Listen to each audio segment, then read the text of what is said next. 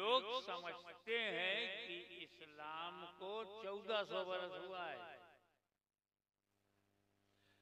ये भी लोगों को मिसअंडरस्टैंडिंग है कि रसूल पाक सल्लल्लाहु ताला अलैहि वसल्लम फाउंडर है इस्लाम के, बानिए इस्लाम कहा जाता है उनको। हुजूर सल्लल्लाहु ताला अलैहि वसल्लम से इस्लाम शुरू हुआ ही नहीं, इसलिए सबको इस्लाम जो है वो नया दिखता है और खुद को पुराना समझते हैं। हमसे कहते हैं पूर्वज का धर्म अपनाओ, वो ये समझते हैं कि इस्लाम को 1400 बरस हुआ है। नहीं भाई, 1400 बरस पहले इस्लाम मुकम्मल हुआ। अल-यौम टुडे, अल्लाह ताला said in Holy Quran, today I completed your religion for you. आज मैंने दीन मुकम्मल किया है। ए मुस्तफा तुम्हारे हाथ पर आज मदीने में दीन मुकम्मल हुआ है। अगर कोई बिल्डिंग 2024 में मुकम्मल हो जाए तो शुरू कब हुई?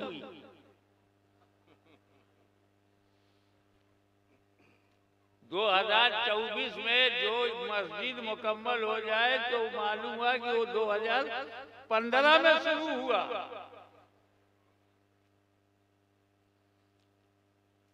तो जिस साल मुकम्मल होती है वो साल उसका एंड है, कंप्लीटिंग। अकमल तो लकुम दीनुकुम, कंप्लीटेड योर रिलीजन अल-यौम टुडे। यानी हुजूर सल्लल्लाहु अलैहि वसल्लम से पहले इस्लाम तो था, मुकम्मल नहीं था। तो जब हुजूर सल्लल्लाहु अलैहि वसल्लम के हाथ पर इस्लाम मुकम्मल हुआ है तो किसके हाथ से शुरू हुआ?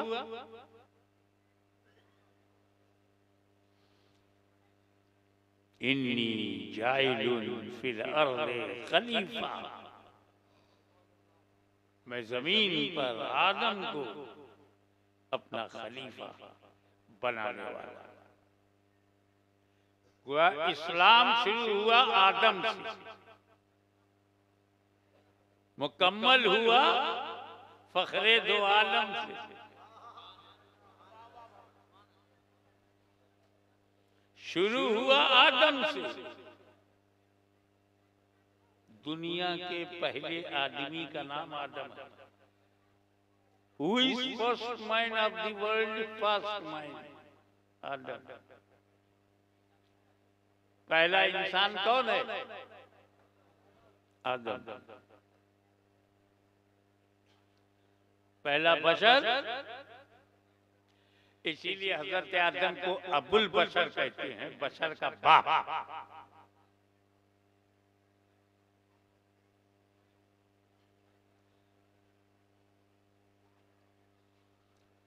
आदम अलैहिस्सलाम अपनी बीवी के साथ दुनिया में आए, उनका दीन मियां बीवी के लिए बस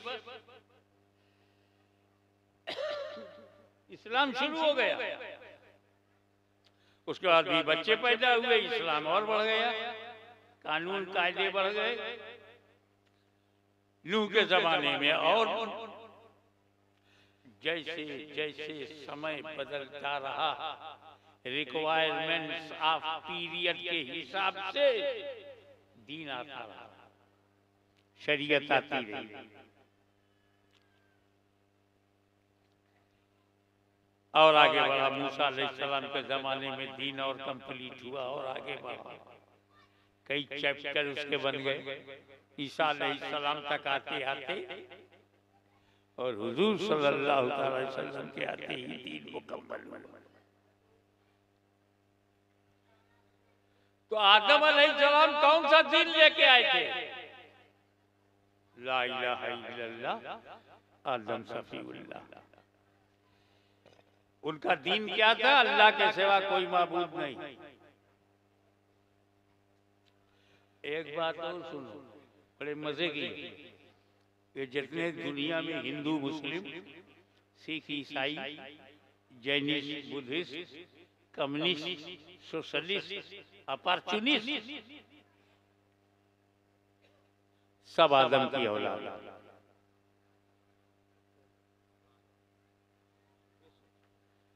तो जितने पैदा हुए हैं सबके दादा आदम हैं। कहीं भी पैदा हो, उड़ीसा में पैदा हो तो किसकी औलाद है? आदम। बंगाल में पैदा हो तो किसकी औलाद है? मक्का में पैदा हो तो किसकी औलाद है?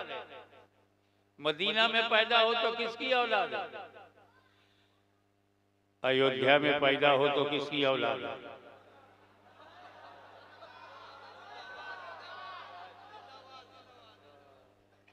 कहोगे तो सुनना पड़ेगा, क्योंकि अगर यहाँ समाज में कोई यजीद है तो हुसैन का खानदान भी है।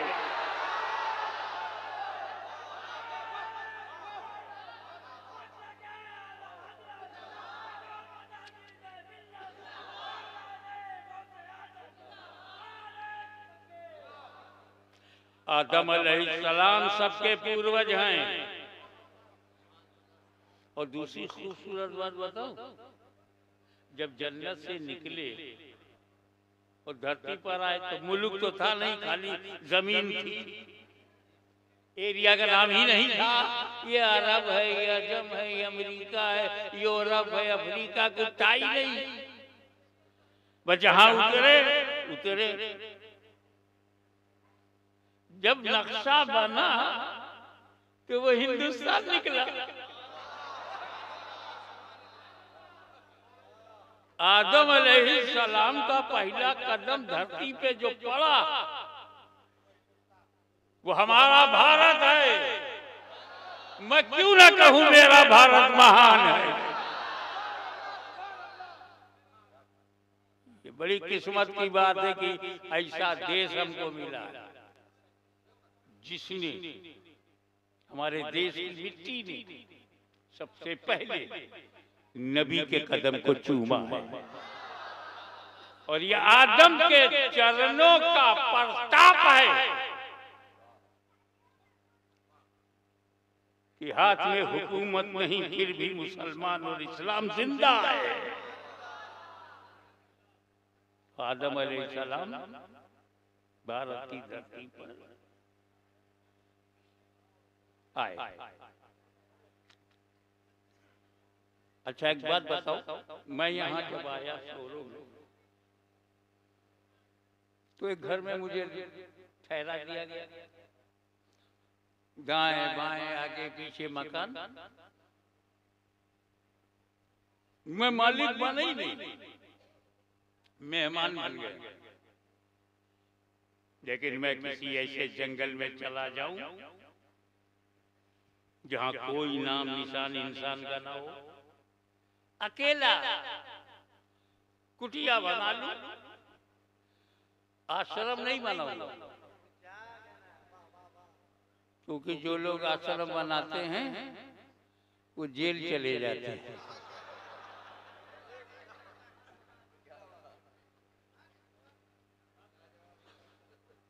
शुरू में बाप दिखते हैं, उसके बाद पाप दिखने लगते हैं। मैंने कुटिया बना लिया एक जंगल में, तो उसका मालिक कौन है? अकेला मैं हूं। ऐसे इलाके में चला जाऊं जहां कोई ना हो और मैं कुटिया बना के रहूं तो मालिक कौन? मैं ही हूं। कोई क्लेम करने वाला दूसरा है ही नहीं। जो जब आदम अलैहिस्सलाम ने भारत की धरती पे कदम रखा तो मालिक कौन?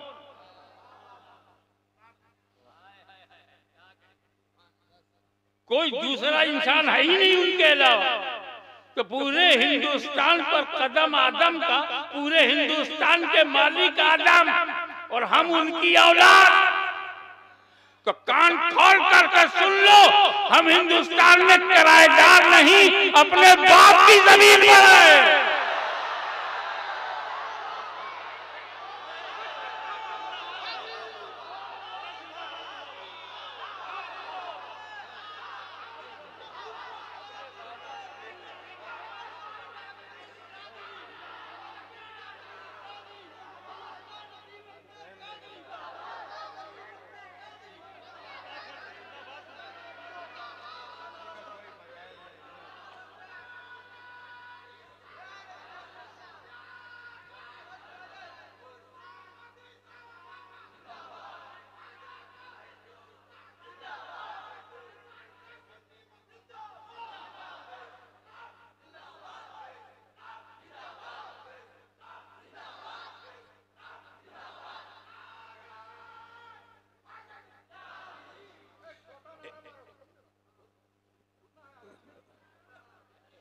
नारा भी सुनाई पड़ता है। एक खूबसूरत बात,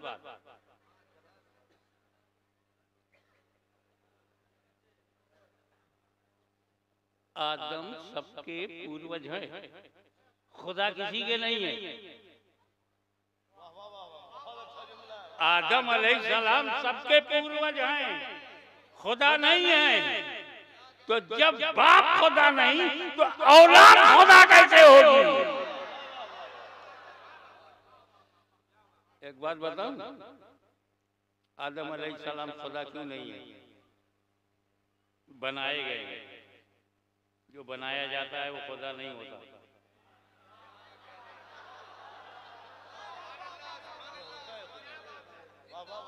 खुदा बनाया नहीं जाता, खुदा ही दूसरों को बनाता है। खुदा पैदा नहीं होता, खुदा पैदा करता है। वो जन्मदाता है, जन्म लेता नहीं।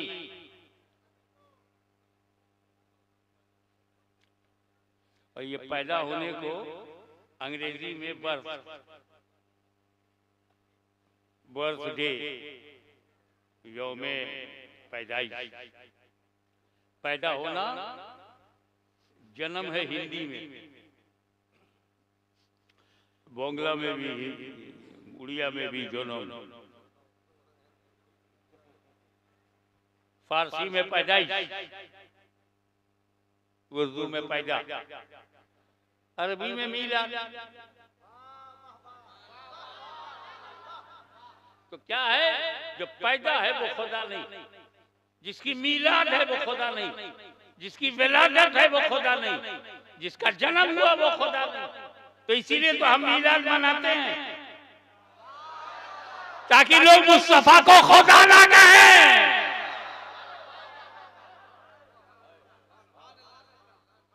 ये मीलाद हमें शिर्क से बचाता है।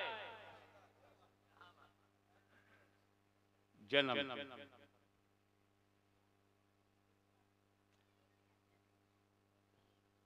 तो जो पैदा होता है वो खुदा नहीं होता। आदम पैदा हुए खुदा नहीं, मूसा पैदा हुए खुदा नहीं, मोहम्मद सल्लल्लाहु अलैहि वसल्लम पैदा हुए खुदा नहीं, मौला अली पैदा हुए खुदा नहीं। तो तुम्हारे यहाँ जो पैदा हुआ वो कैसे खुदा होगा?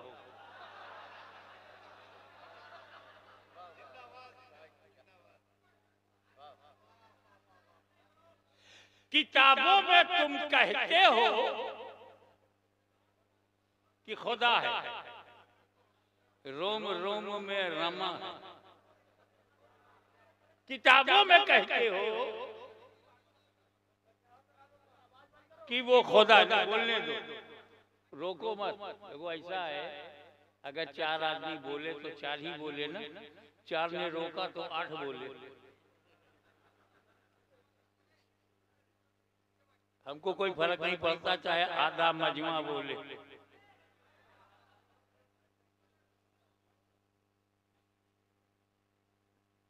तो जो पैदा हुआ वो खुदा नहीं है, जो खुदा है वो पैदा नहीं है।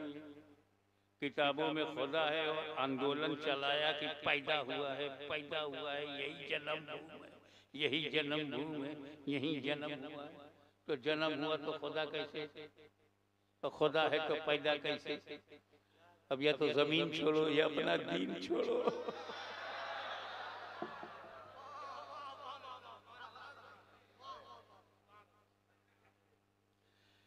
कहना ये है कि दीन मुकम्मल दस्ते पाके मुस्तफा पर हुआ।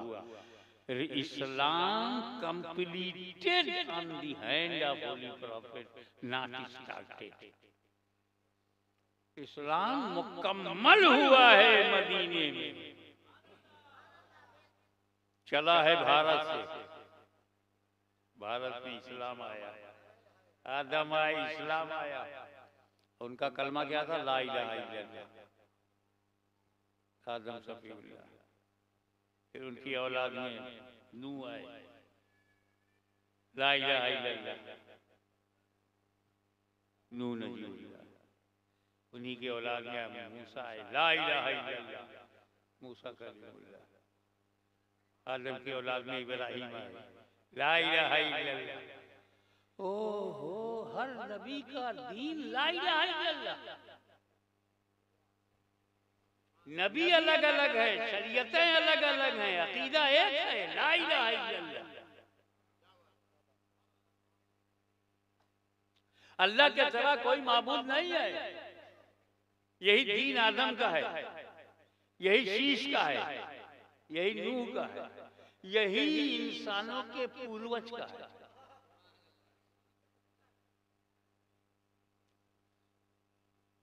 आदम आए सबके लिए, मदीने के लिए आए, मक्का के लिए आए, पूरी दुनिया के लिए आए। और ला इलाहा इल्लल्लाह तो खिचौछा वालों के लिए ला इलाहा इल्लल्लाह, बरेली शरीफ के लिए ला इलाहा इल्लल्लाह, मथुरा के लिए ला इलाहा इल्लल्लाह, अयोध्या के लिए ला इलाहा इल्लल्लाह। वाह वाह वाह। ला इलाहा इल्लल्लाह के आगे माइक गिर गया, ये नहीं गिर गया।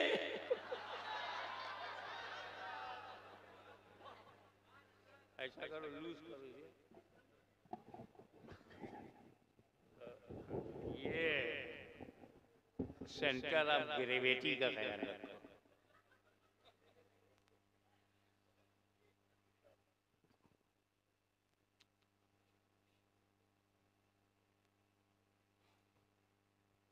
अब वो कोई भी हो, अयोध्या में जन्म हुआ हो, मथुरा में हुआ हो, काशी में हुआ हो, सोरो में हुआ हो, उड़ीसा में हुआ हो, बंगाल में हुआ हो, बिहार में हुआ हो, भारत में हुआ हो, बांग्लादेश में हुआ, कहीं भी हुआ हो, आदम सबसे पूर्वज हैं और आदम का दीन है ला इलाहा इल्लल्लाह।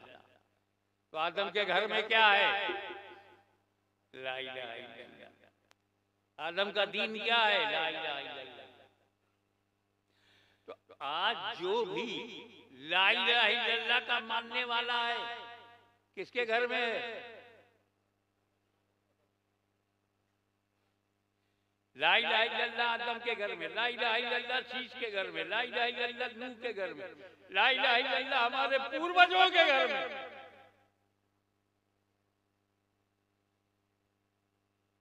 तो आज जो लोग ला इलाहा इल्लल्लाह के कायल हैं वो आदम के घर में हैं, और जो ला इलाहा इल्लल्लाह से दूर हो गए वो घर के बाहर, आदम के घर के बाहर। तो घर वापसी उनकी होनी चाहिए जो आदम के घर से बाहर है। हम तो पहले ही से अंदर हैं।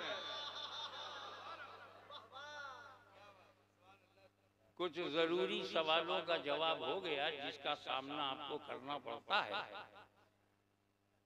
अब आइए असल मुद्दे पर कि दीन मुकम्मल जब हो गया तो हुजूर को एक नई फिक्र हुई, हर एक को होती है, हर एक को होती है। जब कोई कारखाना बनाता है, मिल चलाता है, कारपोरेट है, बना तो दिया, रॉ मटेरियल भी आ रहा, प्रोडक्शन भी शुरू हो गया, फिक्र है मेरे बाद ये कारखाना चलेगा नहीं, मेरे बच्चे इसे संभाल पाएंगे कि नहीं, मेरा परिवार इसकी देखभाल कर पाएगा कि नहीं, भविष्य में ये रहेगा कि नहीं, एक फिक्र। मैंने हाफिज़े मिल्लत के चेहरे पर फिक्र की लकीरें देखी हैं। जब जामियातुल अशरफिया बना तो उनको यही फिक्र थी कि मेरे बाद क्या होगा। यहाँ जानशीन अच्छा मिला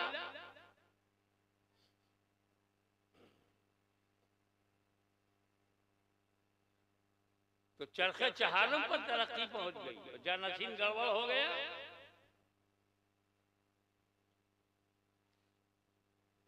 गलती बनाने वाले की नहीं है, गलती बनने वाले की। बाप ने तो बड़े भरोसे से बेटे को बनाया, बेटा ही नालायक निकला। तो नालायक बेटे का बाप भी नालायक हो, ये कहाँ जरूरी है। काफिर बेटे का बाप तो नबी और रसूल है। बेटा काफिर है, बाप रसूल है। नूह अलैहिस्सलाम, वो बात नहीं है।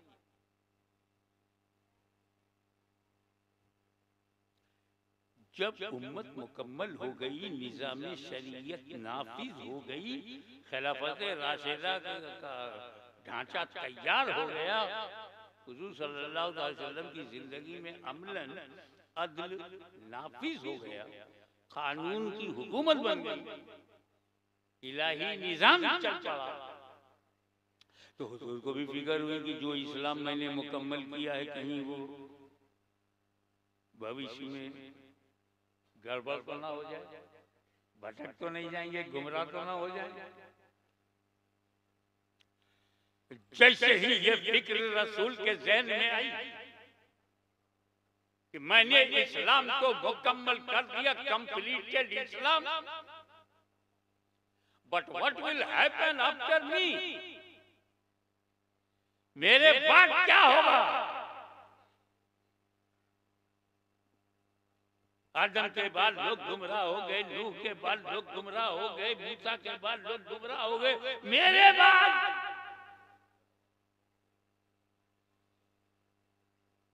तो फरमाए मेरे उम्मतियों घबराओ मत, मैं तुम में दो भारी चीजें छोड़ रहा हूं।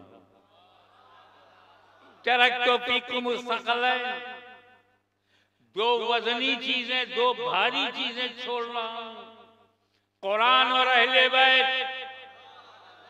अगर कुरान और अहले बैत को मजबूती से पकड़ोगे, लन तज़ल्लू, हरगिज़ हरगिज़ गुमराह नहीं होगे, गारंटी ले लिया। जिसके हाथ में कुरान हो और दूसरे हाथ में दामन अहले बैत हो, वो कभी गुमराह नहीं होगा, हरगिज़ हरगिज़ गुमराह नहीं होगा। ये गारंटी मदीने वाले ने दे दिया। सबसे बड़ी इबादत नमाज है, लेकिन ये गारंटी नहीं है कि जो नमाज पढ़ेगा हरगिज़ हरगिज़ गुमराह नहीं होगा। जबरदस्त ईसार और कुर्बानी से भरी हुई इबादत हज है, लेकिन कोई गारंटी नहीं कि जो हज करेगा वो गुमराह नहीं होगा। न जाने कितने गुमराह लोग हज करने चले जाते हैं,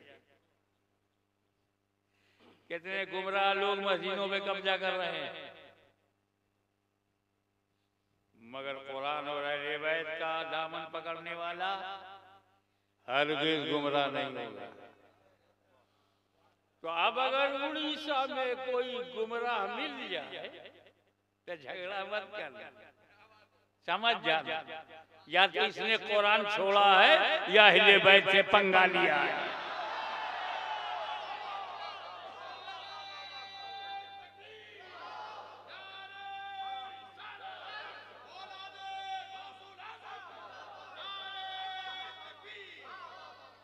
What is importance of Ahle Bayt?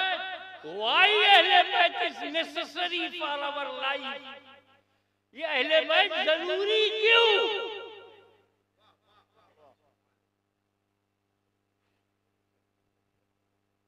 अकीदा अहले सुन्नत के मुताबिक तो सहाबा किराम भी जरूरी हैं। जमाते सहाबा का तो जवाब नहीं। तीन ही तो जमात है और उसकी तरह कोई दूसरी जमात नहीं। जमाते अंबिया, नबियों की जमात, कोई जमात उनकी तरह नहीं।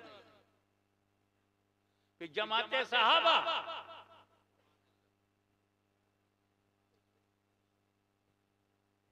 बहुत सारे सहाबा हैं मगर जमाते सहाबा जो मुस्तफा के हैं कोई उनकी तरह नहीं। असहाबे मूसा हैं, असहाबे इब्राहिम हैं, असहाबे ईसा हैं, बहुत सारे सहाबा हैं।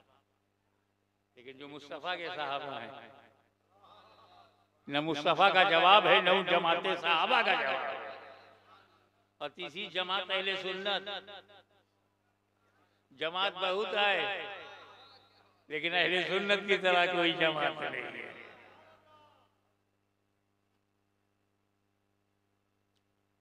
कुरान का साथी बनाना क्यों जरूरी था? वजह ये है कुरान बेनियाज है।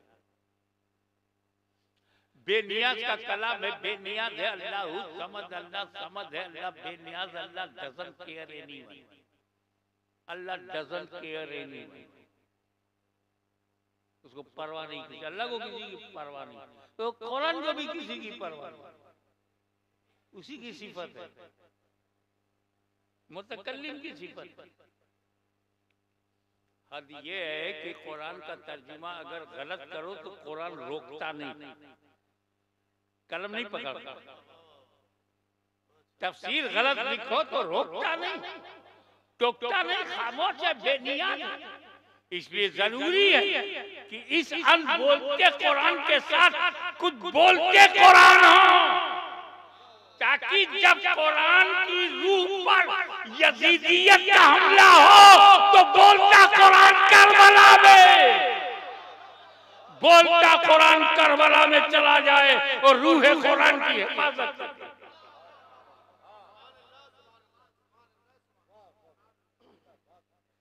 इसलिए कुरान को साथी की जरूरत है। कुरान चुप रहे, साथी बोले।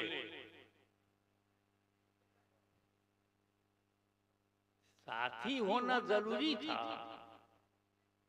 है। या रसूल अल्लाह, आपने सहाबा किराम को कुरान का साथी क्यों नहीं बनाया?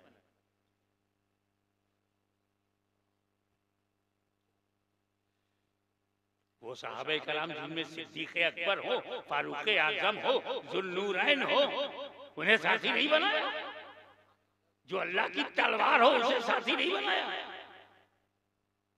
या रसूल अल्लाह, ये जमात सहाबा आपकी ऐसी बेमिसाल जमात है, बेनजीर जमात है, अद्वितीय जमात है, मैचिलेस जमात है कि ऐसी जमात चश्मे फलक ने देखा ही नहीं, हिस्ट्री में है ही नहीं ऐसी जमात। उसे आपने साथी नहीं बनाया।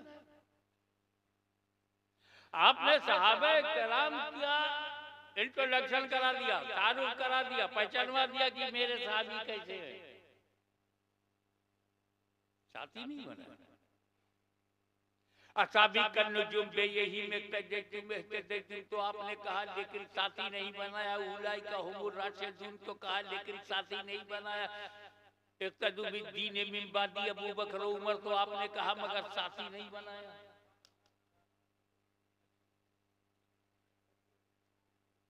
ये सदाकत का पैकर है, ये अदालत का समंदर है और सब कुछ इसके अंदर है, सब कुछ कहा लेकिन साथी नहीं बनाया। 10 तो 10 के दरिया भी न छोड़े वो सहाबा, बहरे जुल्मात में दौड़ा दिए घोड़े वो सहाबा, अफ्रीका के जंगलात को आबाद कर दिया वो सहाबा, कलीसाओं में अजान बुलंद कर दी वो सहाबा, कैसर और किसरा के घमंड को मिट्टी में मिला दिया वो सहाबा। उन्हें साथी नहीं बनाया। साथी बनाया तो अहले बैत को। असल में ये जो ऊपर ऊपर तैरते हैं ना, उनको दरिया का कचरा तो मिलता है, नीचे का मोती नहीं मिलता। डीप में जाए, डीप में जाए, गहराई में, तब मोती मिले।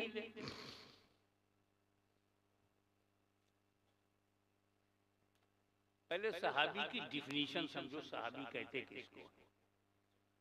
हुई सहाबी, हर वो इंसान सहाबी है जिसमें दो क्वालिटी हो, ओनली टू, दो विशेषता हो, दो खूबी, दो सहाबी। नंबर 1, माते की आंखों से रसूल को देखा,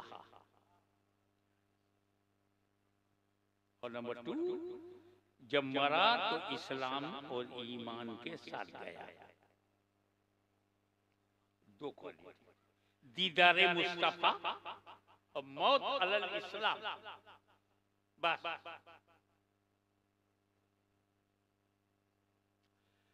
अबू जहल ने देखा, इस्लाम पे मरा नहीं, सहाबी नहीं।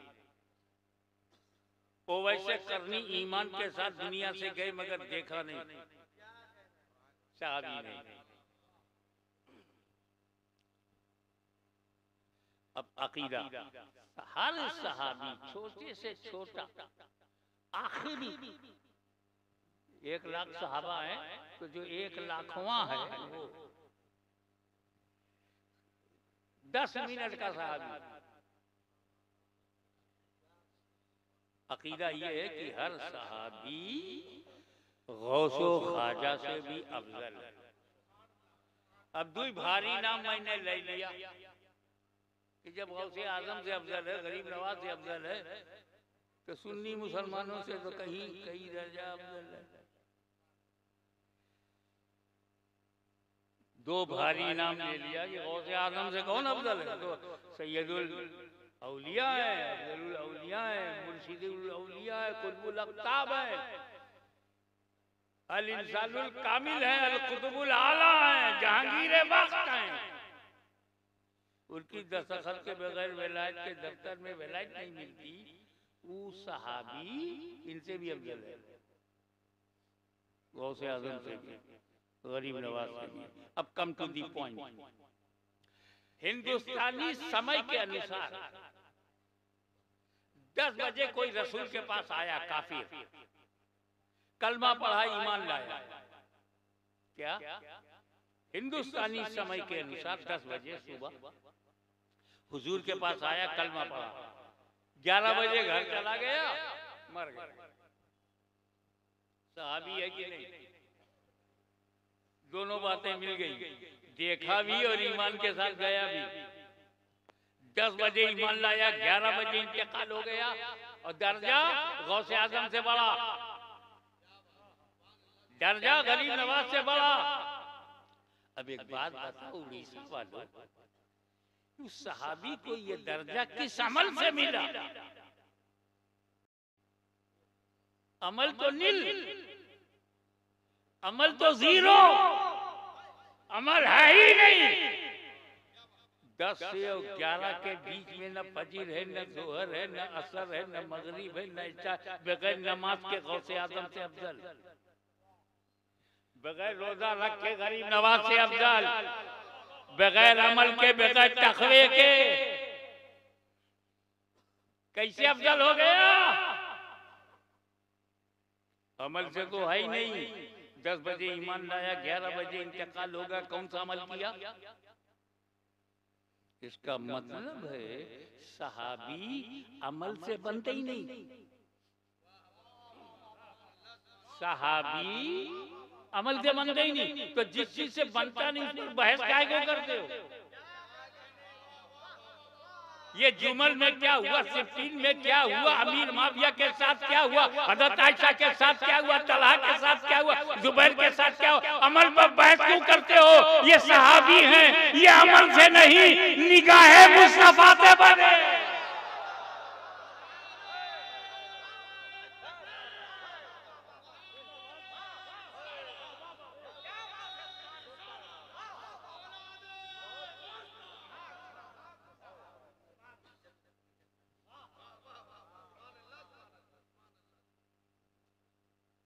ये माइक जो है स्टेनलेस स्टील से बना है, स्टेनलेस स्टील चेक करो। जो घर मिट्टी से बना होगा मिट्टी चेक करो, जो घर लकड़ी से बना है लकड़ी चेक करो, जो आरसीसी से बना है रोड सीमेंट कंक्रीट चेक करो, जो कागज से बना है कागज चेक करो। सहाबी नबी की नजर से बना है, माँ का दूध पिया है तो नबी की नजर चेक करो।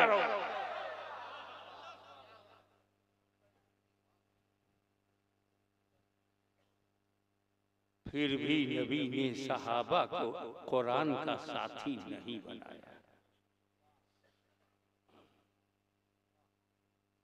अब वजह क्लियर हो रही है। सहाबी के होने के लिए जरूरी है कि नबी भी हों। सहाबी बनने के लिए क्या जरूरी है कि जमीन पर नबी बकायदे हयात हो, वो देखे और ईमान के साथ जाए और सहाबी हो जाए। रसूल को पता है एक दिन मैं चश्मे आलम से रूपोश हो जाऊंगा, मेरी चश्मे आलम से छुप जाने वाली, मैं मजार में चला जाऊंगा, कब्र में चला जाऊंगा। देखना बंद, जब देखना बंद हो जाएगा सहाबी बनना बंद। जब सहाबी बनना बंद हो जाएगा तो सहाबी घटना शुरू।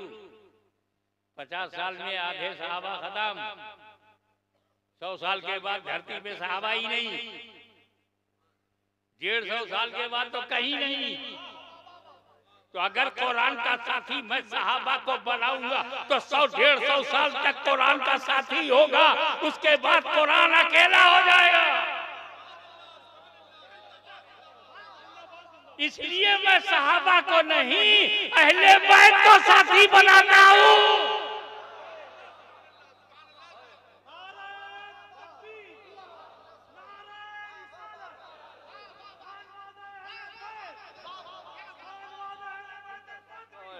नारे तकबीर, नारे तकबीर, नारे रिसालत, नारे रिसालत, खानदाने अहले बैत, खानदाने अहले बैत, नारे हैदरी।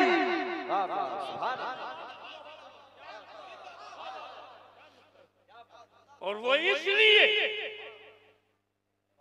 कि साथी वो हो जिसका साथ न छूटे, साथी वो है जिसका साथ न छूटे। सहाबा का साथ छूट जाएगा, लेकिन मैंने अहले बैत को इसलिए किया, न कयामत तक कोई कुरान को खत्म कर पाएगा, न अहले बैत को खत्म कर पाएगा।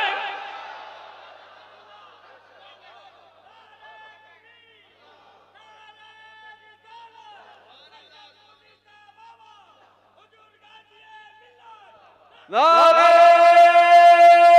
तकबीर, नारे रिसालत, हुजूर गाज़ी मिल्लत।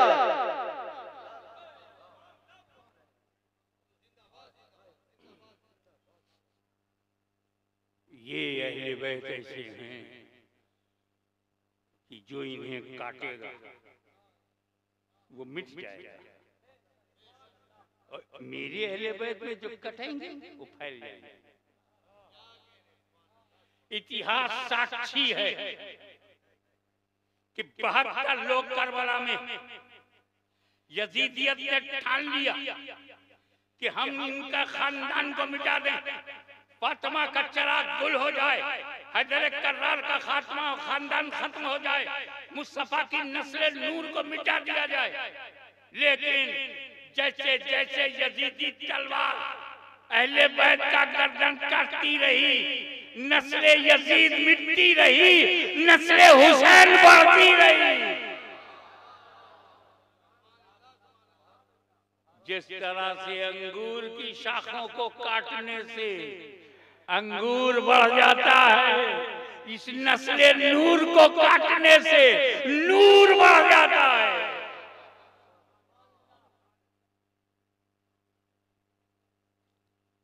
कितने खानदान यजीद के थे, आज यजीद की औलाद को माइक्रोस्कोप से भी ढूंढो तो मिलती नहीं।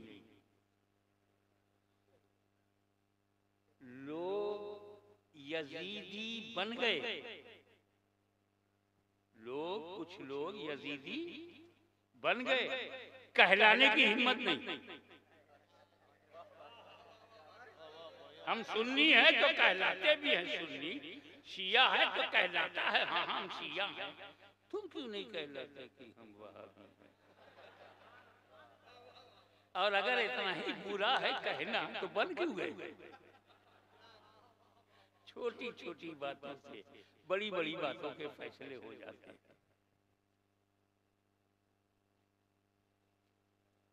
आओ अहले बैत का एक नमूना पेश करता हूं।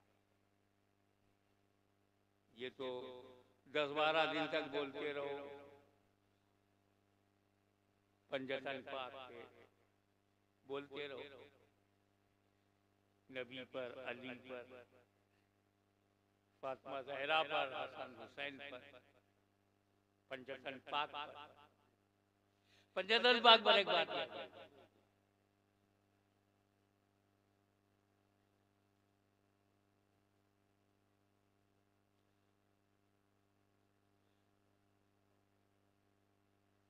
ज्यादातर लोग सिंगल पंजतनी है,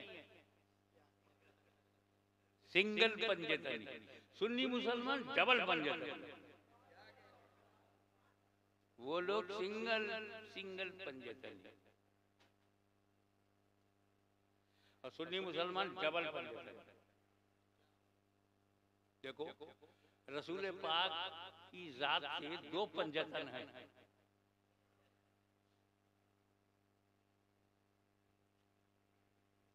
एक घर से, दूसरा दर से, चौखट से,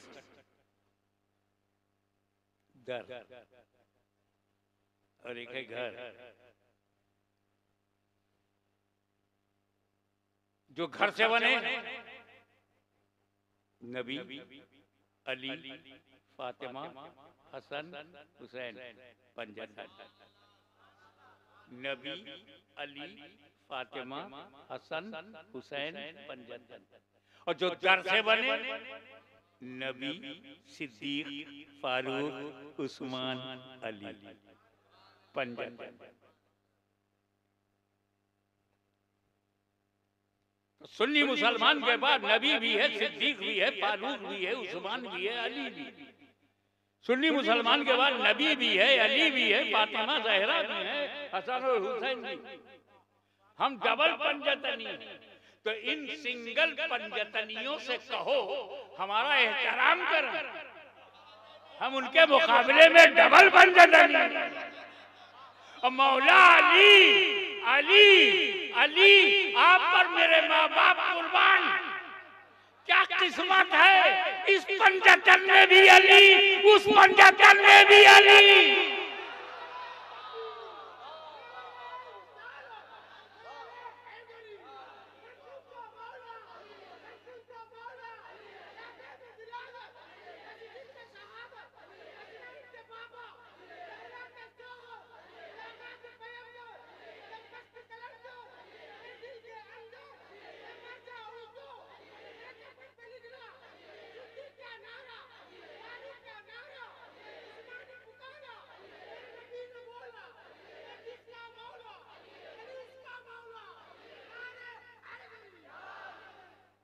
भारत में जन्मभूमि की बड़ी अहमियत है। तो चलो अली की जन्मभूमि देखें।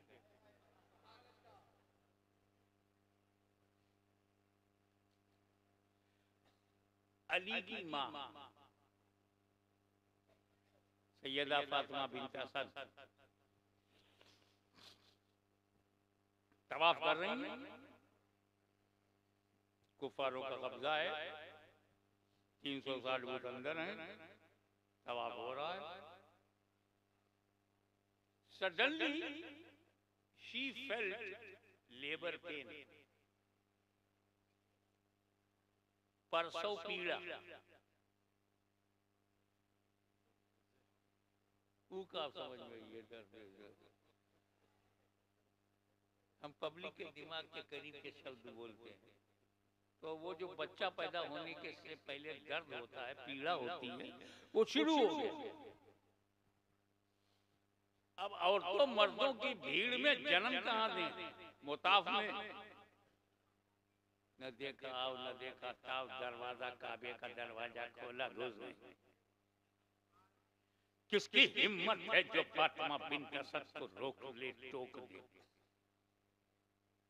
क्योंकि जनाबे अबू तालिब की ज़ौजे मोहतरम मुतवल्लिए काबा अबू तालिब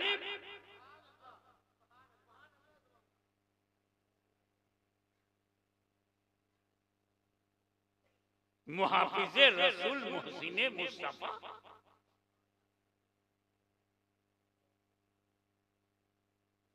हाथ में तलवार, वो भी हबीबे परवरदिगार के लिए बचाने के लिए। किसकी हिम्मत चीफ ट्रस्टी ऑफ काबा को रोके?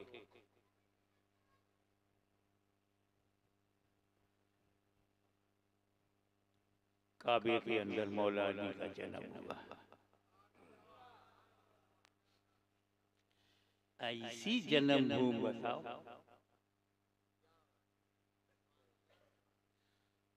दुनिया में अफजल मकान मक्का, उसमें हरम, हरम में काबा और काबे में मौला अली।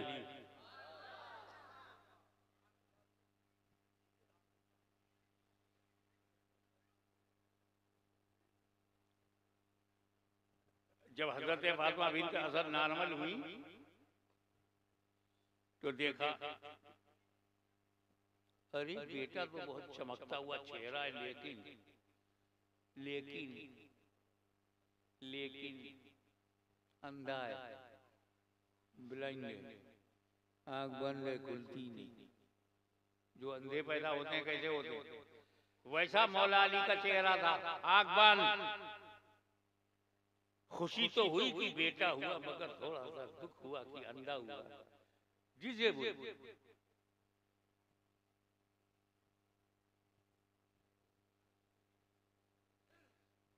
अपने को समेटा, गोद में लिया बेटा, चादर से उसे लपेटा,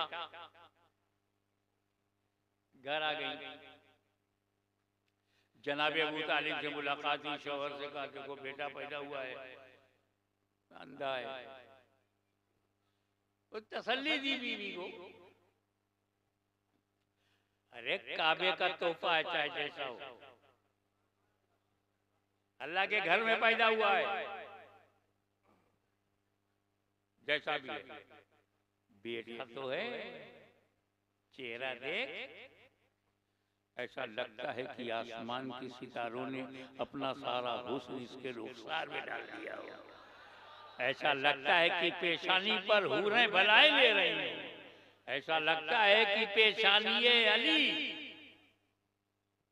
जन्नत की बहारों का और नूरानियत का आमाजगाह सेंटर बन गया, केंद्र बन गया, जन्नत की सुंदरता का केंद्र। अब एक औरत की आदत है, अगर कोई कंप्लेंट है ना तो जो मिलेगा सबसे कहेगी, एक से कह के दिल नहीं भरता उसका। माँ से कहा तो माँ से कह के जी नहीं भरेगा, खाला आएगी तो खाला से भी बोलेगी, बुआ आएगी तो बुआ से भी बोलेगी, चाचा आएगा तो चाचा से बोलेगी। वही हाल औरत का है, हर औरत का, चाहे अरब हो या आजम हो। अब्बास को पता चला कि भतीजा पैदा हुआ तो देखने के लिए आए, तो फिर वही हुआ, अब्बास लड़का तो हुआ है मगर अंधा है। वो भी तसल्ली दे रहे। ताया ने देखा, तसल्ली, उनसे भी अब्बा पैदा तो हुआ है मगर अंधा है, सब उसको तसल्ली दे रहे। धीरे धीरे होले होले ये खबर मुस्तफा जाने रहमत को हो गई। मकान से निकले रसूल, चल दिए अबू तालिब के घर और जाकर अपनी चची से कहा, कहाँ है अली? वही बात, मोहम्मद तुम्हारा छोटा भाई पैदा तो हुआ है लेकिन अंधा है। हुजूर ने फरमाया चची जान चाहे जैसा हो मेरा है। बगैर किसी अमल के सनद मिल गई।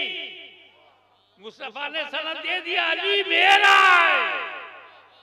जब अमल किए बगैर वो नबी का तो खैबर की फतह के बाद वो कैसा, अमल के बाद कैसा, सोचे आप। ये मेरा है। हज़रत फातिमा बिन्त असद ने अली को अपनी गोद से लेकर के मुस्तफा की गोद में दिया। जैसे ही रसूल ने अली को अपनी गोद में लिया, अली ने आंखें खोल दी।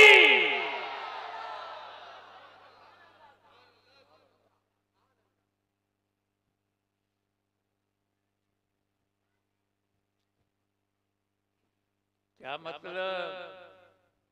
हमारे घर में बच्चे पैदा होते हैं सभी के लिए। मेरे घर में नूरानी पैदा हुआ सभी के लिए, मैं पैदा हुआ सभी के लिए। जिस घर में बच्चा पैदा होता है पूरे परिवार के लिए होता है। हमारे घर में बच्चा पैदा होता है तो सभी के लिए, सभी के लिए। मगर मौला अली ने ये जाहिर कर दिया मैं सभी के लिए नहीं, सिर्फ नबी के लिए आया हूं। इसलिए माँ ने गोद में लिया तो माँ को नहीं देखा, बाप ने गोद में लिया तो बाप को नहीं देखा, चाचा ने गोद में लिया तो चाचा को नहीं देखा, नबी ने गोद में लिया तो नबी के लिए आंखें खोल दी। एक नाजुक बात बोलने का इरादा है, फतवा मत लगना। लगा भी दोगे तो कोई बात नहीं।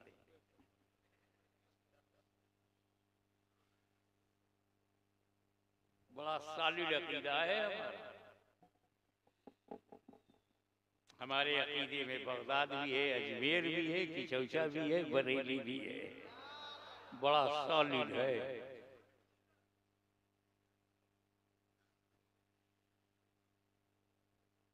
हमारे नजरिए में इस्लाम नगर भी है और धामनगर भी है।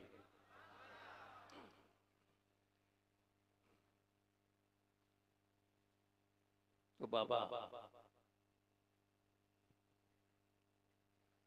जब अली पैदा हुए तो नबूवत का ऐलान रसूल ने नहीं किया।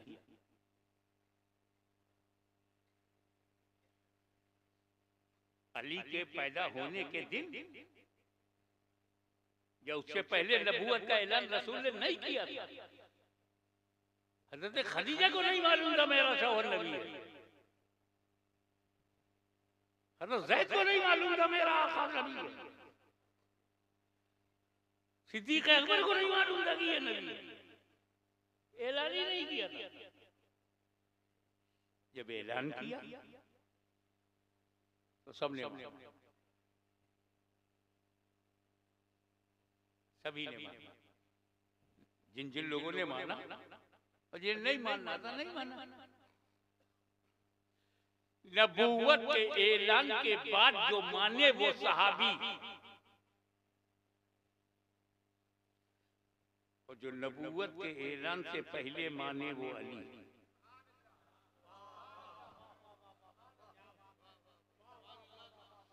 ऐलान के बाद मानना और है, ऐलान से पहले मानना और है। अरे जब विलादत में मार्फते नबूवत का ये आलम, तो शबाब में नबूवत की मार्फत का आलम क्या होगा? अली ये इल्म तुम्हारा कसबी नहीं है, वह भी है, अताए इलाही है। मगर एक मिसिंग हो गई। क्या आप काबे में पैदा होकर काबा भी नहीं देखते?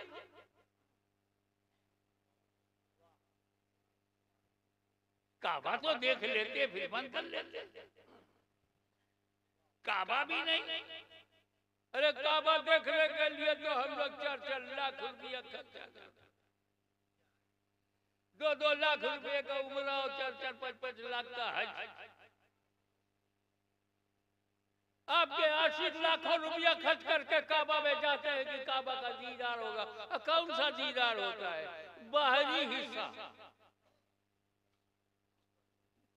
काबे की दीवार देख के लौटाते, हजरे अस्वद देख के लौटाते, मकामे इब्राहिम और हतीम देख के। आपको तो अंदर मौका मिला और फ्री में मुफ्त। हम 4 लाख रुपया खर्चा करते हैं, हम 10 लाख करेंगे अगर कोई अंदर हमें डाल दे। अंदर काबे का दरवाजा खोल के अंदर डाल दे, 10 लाख देंगे। और आप पहले से अंदर हो, आंख बंद, आपका गुलाम काबा देखने के लिए, बाहरी काबा देखने के लिए लाखों रुपया खर्चा करता है। आप अंदर काबा देखने के लिए आंख बंद किए हुए, मुफ्त में मौका मिला था। तू मेरे से कंपेयर मत कर, ये तुलनात्मक अध्ययन सही नहीं है। अरे आज तू काबे के अंदर जाना चाहता है, आज काबा कुछ और है, नीट एंड क्लीन, साफ सुथरा है। मैं जब पैदा हुआ था तो काबे के अंदर 360 बुद्ध भी तो थे। मैं देखता तो बुद्ध भी देखता, और तेरा अली काबे में बुद्ध देखने के लिए नहीं, बुतों को हटाने के लिए पैदा हुआ है।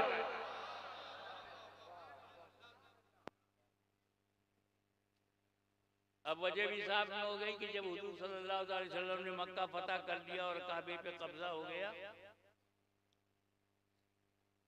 और अंदर बुद्ध 360, तो नबी ने अली का हाथ पकड़ा, चलो अंदर।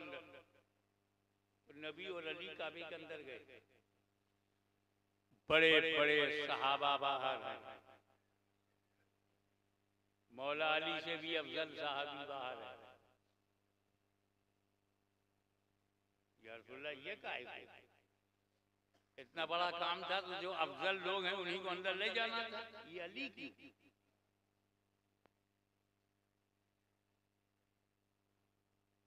क्या फजीलत का मामला नहीं है, या हकीकत का मामला है।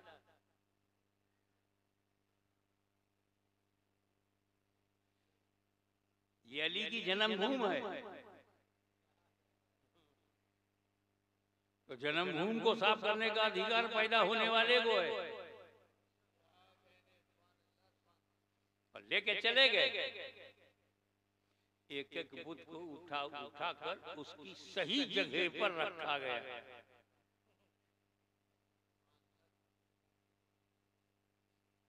इस्लाम में किसी चीज को मिटाया नहीं जाता, उसको उसकी सही जगह पे रखा जाता है और जुल्म से बचा जाता है, क्योंकि गैरे महल में रखना ही जुल्म है। वज़ऊ शै फी गैरे महल नहीं, तो उसको सही जगह पे रखना न्याय है, इंसाफ है। तो इंसाफ किया गया बुतों के साथ कि जो उनकी सही जगह थी वहां रखा गया। टूट जाने वाली जगह थी तो टूट जाने वाली जगह रख दिया गया। एक ऊपर, बहुत ऊपर रहा, बज़ाहिर हाथ नहीं पहुंच रहा था, तो सरकार ने से अली ने कहा, या रसूलल्लाह, आप मेरे कांधे पर पैर रखकर खड़े हो जाए, उसे भी सही जगह पहुंचा दे। हुजूर ने फरमाया, नहीं अली नहीं, तुम मेरे कांधे पर खड़े हो जाओ। अब अलअम्रु फौकल अदर, जब हुक्म हो गया तो अब कंधे पर अली कैसे बैठेंगे? जब मैं उकड़ू बैठ जाऊं तब मेरे कंधे पर कोई बैठ पाएगा, खड़ा हो पाएगा, और मेरा सर पकड़कर बैलेंस बना लेगा। तो हुजूर सल्लल्लाहु अलैहि वसल्लम उकड़ू बैठ गए, अली का दोनों कदम हुजूर के कांधे पर, और जुल्फे मुबारक को पकड़ करके बैलेंस बनाया, खड़े हो गए।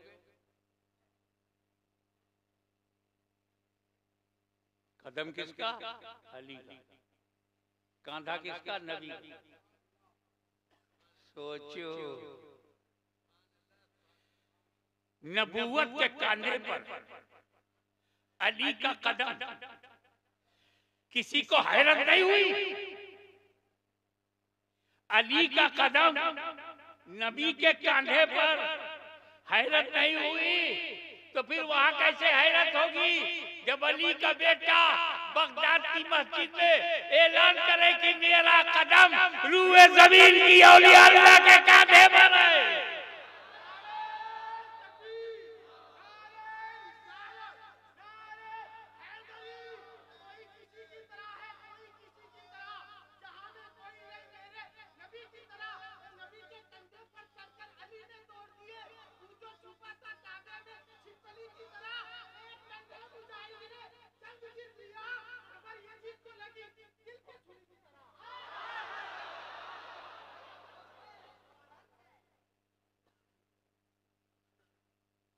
अब आप अंदर देखो, नबी गुरु बैठे हैं, अली कांधे पर खड़े, नबी धीरे धीरे नबी उठ रहे हैं, धीरे धीरे अली बुलंद हो रहे हैं, होले होले नबी उठ रहे हैं, होले होले अली ऊंचे हो रहे हैं।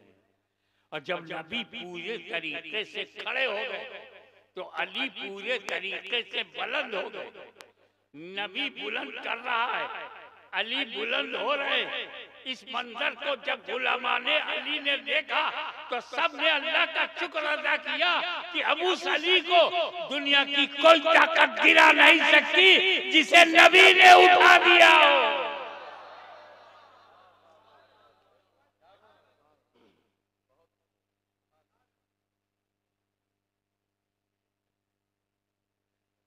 बड़ा लंबा मजमून है ये, उम्र का तकाजा, अभी